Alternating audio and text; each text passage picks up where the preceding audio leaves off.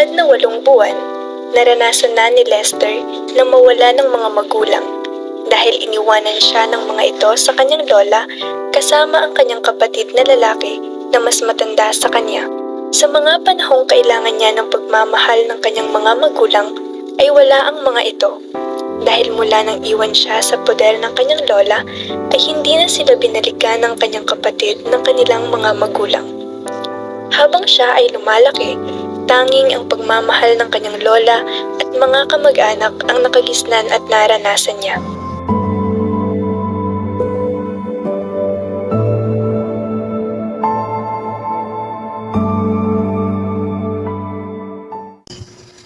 Hola, parang kanina pa po kayo pabalik-balik dyan. Sasabihin po ba kayo? Lester, ako ay sasabihin sana ako sa'yo eh. Ano po yan, La? Baka hindi ka na masuportahan ng lola mo sa pag-aaral mo sa kolehiyo. Ganun po ba, La? Gusto ko pa naman sana po makapagtapos ng pag-aaral. Gusto ko po sana maging isang teacher eh. Gustuin ko mang matulungan ka sa pag-aaral. Wala rin naman akong trabaho. Dito lang tayo nabubuhay sa mga pagtatanim ng palay at mga gulay. Mabuti na nga lang at may mga kamag-anak tayo na naiintindihan ng sitwasyon natin. At paminsan-minsan ay tinutulungan din tayo.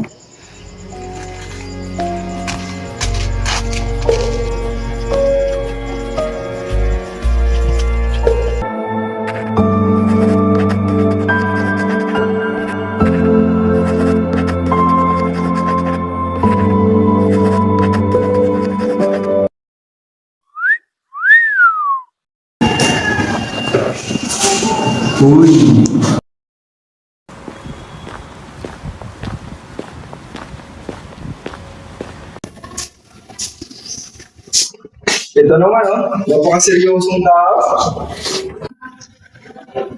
Wala eh. Kailangan mag-aaral ng mabuti para kahit paano hindi naman nakakaya sa mga tumutulong sa akin. Alam mo naman kung bakit ako nakapag-aaral sa kolehiyo, di ba? Teka nga pala, di ba magaling ka namang leader? Ba't di mo subukang tumakbo bilang Pangulo ng Supreme Student Council? Alam mo, sa pag-aaral mo nga, nagkulang na yung oras ko tapos magdadagdag pa ako ng panibagong responsibilidad yun. Gusto mo talaga ako bigyan ng stress na. Narinig ko yung pinagawa sa akin yun. Tama sige, Tesbrand. Parang bagay kang maging assistant president. Kalapit pa naman ng eleksyon. Subukan mo kaya? Pag-isipan mo muna siguro. Mayroon na magkamaling desisyon. Maraming salamat sa inyong lahat, lalong-lalo na sa mga sumuporta. Alam kong isang malaking hamon sa aking kakayahan ang maging isang presidente ng Supreme Student Council. Pero ito ang sinisiguro ko sa inyo. Naggagawin ko ang lahat ng mga kaya ko upang magampanan ito ng maayos alang-alang sa aking kapwa mga estudyante.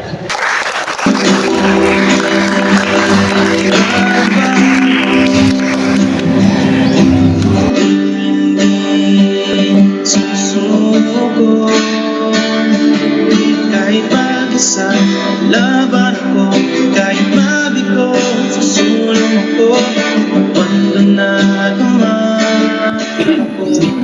Oh, mukhang sayo mo ah. May maganda bang balita?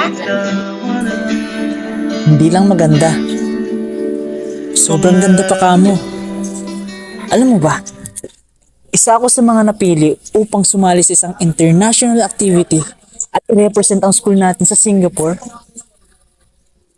Ha? Totoo? Ang galing naman! Congrats ha! Alam mo, deserving ka talaga dyan kasi nakita ko naman na super dedicated ka bilang isang student leader dito sa school. At para sa akin, super deserving ka talaga. Salamat ha. Best ka rin talaga pagdating sa suporta.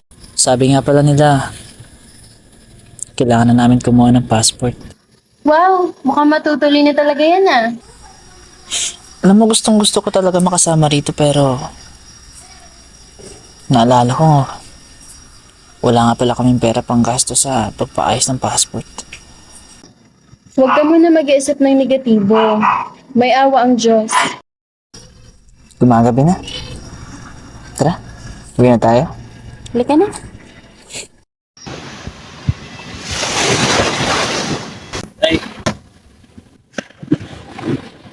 Oh, Lester. Hihingi lang po sana ng kahit konting tulong pinansyal. O siya, sige. Titignan ko Pero hindi ko may papangako. Sige, alis na ako.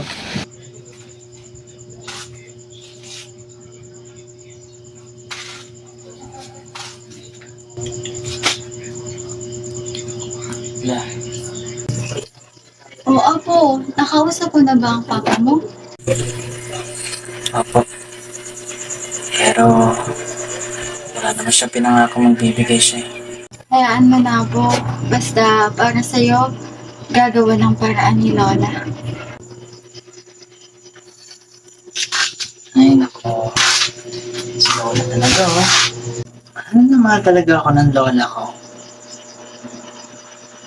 Sa kabila ng kanyang pag-aalinlangan ay hindi nawala ang tiwala ni Lester sa Diyos at umasa siya na maipagpapatuloy pa rin niya ang kanyang pag-aaral sa kolehiyo.